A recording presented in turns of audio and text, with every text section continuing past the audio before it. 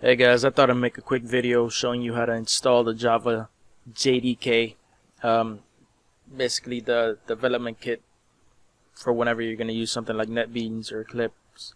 So let's get started.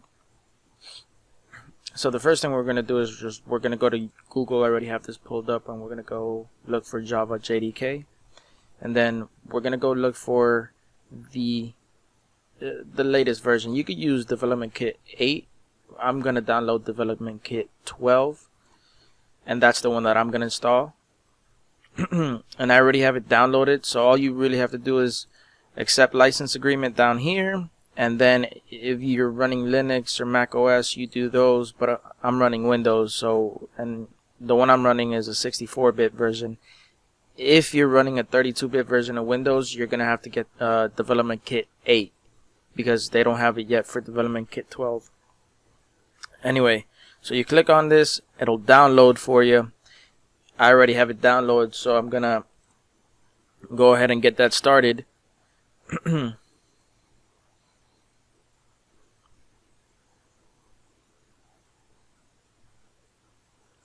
So when you click on, once you download it and you click on the exe file, it's gonna show you this, and this is just the installation wizard, and you're gonna go through the steps.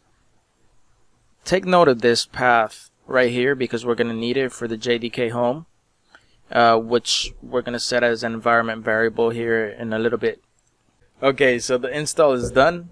If you want to access the tutorials or the API documentation and all that stuff, you could just press next steps, but we're gonna go ahead and close that for now. And then what we're going to do is, don't mind this one, this is actually an old installation I just updated, so that's an old installation that I used to have. And then we're gonna go in here, and then what we're gonna do is we're gonna copy this address, and we're gonna look up environment variables. And what I normally do to set up a path for it is I'll go here to the Java home, edit. You could also, if you don't have a Java home, you could just add new, set Java home like that, and set it here.